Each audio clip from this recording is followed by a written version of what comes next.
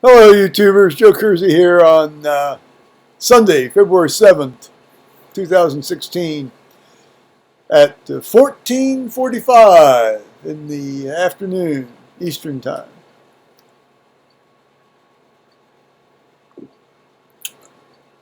I'm, I'm getting ready for our sort of Tony Pincham's and mine weekly Skype session. As I mentioned in either, a video I did, yesterday, which hasn't gone up yet. Didn't get around to putting it up.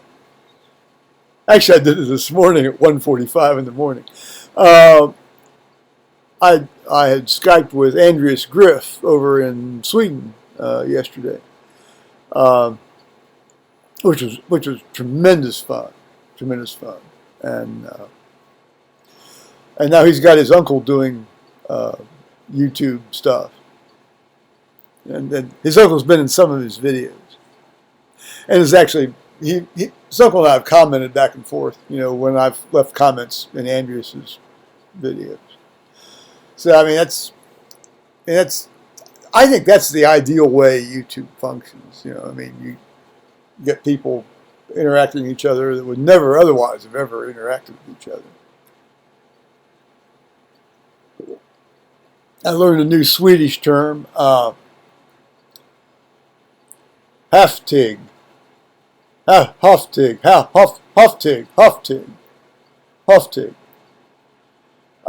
It's like H-A with two dots over it, and then F-T-I-G.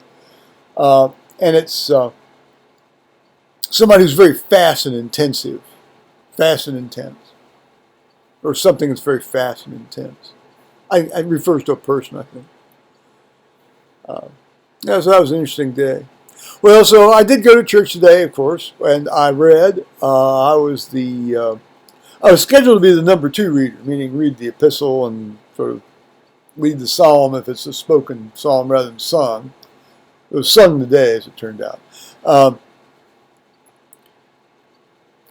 But the fellow I read with is in the choir, and so he likes to be able to get up to the choir in a timely manner for the anthem that they do between the readings and the communion. And so I actually was number 1. So I read the Exodus about Moses' shining face, and then did the prayers of the people. Now, I can't say a bad word about this Highlands guy today at all. It's not that I'm sitting there looking for it, but it's just, nope. He's a good preacher. He didn't talk about how he's going to change the church. He just preached on the gospel, the transfiguration, and the content of his sermons actually, when he's not telling us how he's going to change us. He's very good. I mean, he's good. He's a good preacher. He just needs to cut out the extraneous crap.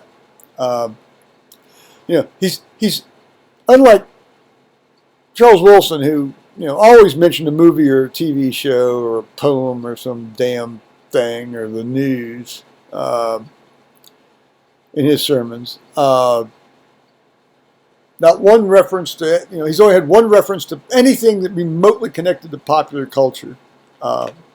So, as I said, I mean, it's just, there's some things he does that annoy me. I mean, the passive-aggressive little stunt, Interestingly, he didn't say anything to me about that today. I didn't bring it up with him, and he didn't say anything to me about it. Very interesting. Yeah, I just thought of that. So, and the stuff he did with the kids wasn't, too terribly annoying. I mean, it wasn't so dumbed down that you want to just, stick a revolver in your mouth. Furnace tape it, around your head, pull it. No, can't. Went well. Then at the coffee session afterwards, got to talk with a number of people, and I'm not a big go in and yak with people type of guy. Obviously, I have a feeling people sense. I will say, there was one moment in church that was really, really cringe-inducing. It's not due to this new interim rector. There's a man and his mother that have indicated last week. They indicated they wanted to start coming to St. Peter's. Fine, great. She spoke with me. Spoke with the rector or interim rector. He gave me all his contact information, so I gave all the contact information to the interim rector. Apparently, the interim rector then, had some sort of contact and discussion with the two of them, and they were right there this morning, right in the front row, which is usually newcomers sit right in the back, and hell, most of the people have been there for like 40 years sitting in the back. I don't know why they do that. Anyway, and he wears one of these flat type, I guess in the United Kingdom they call it like a working man's cap or something, flat hat, flat cap. And, it's a class thing over there. Here it's not. It's just, here's a hat I like, I'm going to put it on. I mean, there's some woman that comes in there wearing a Greek fisherman's hat. Makes her look like a fool, but that's what she wears. And she leaves it on. Well, the women, a lot of times the women, will leave their hats on in church. But, in general, it's good form for a man to take his hat off when he goes into a church. I do. I will say that I've gotten just a bit slipshod about on the way out. I'll put my hat on the way down the stairs to go out the door, but still. So he does. This guy does the announcements in the middle, at the beginning of the service, rather than at the in the middle, and he says anything else, and some woman raises her hand in the back, and she says, I would like to emphasize that men should not wear hats in church. And talking to people afterward, they said they just about were flabbergasted and cringe, because so it turns out about just after the sermon ended, no, during the piece, just as the piece, these two left during the piece. They weren't there for the communion part of the service.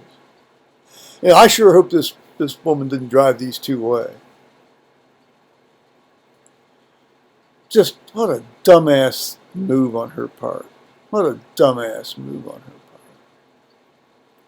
part. And he had it on during the when he came to the annual meeting last week. And I thought, well, a lot of guys are kind of bald, or they may have a big fungating mole or something on his head. And so they cover, what a really, that was a real ironic act there. It's interesting though. I was surprised at who said it, but other people said no. I wasn't surprised at that at all. So, see, I'm oblivious to a lot of this stuff. So on that note, let's see, Paul's off tomorrow, then he works Tuesday, and he's off Wednesday.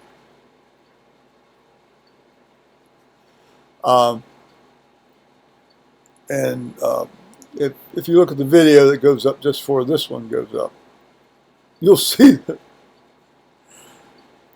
Apparently I couldn't sleep last night, so I got up and made a video. All right. Bye-bye, YouTubers.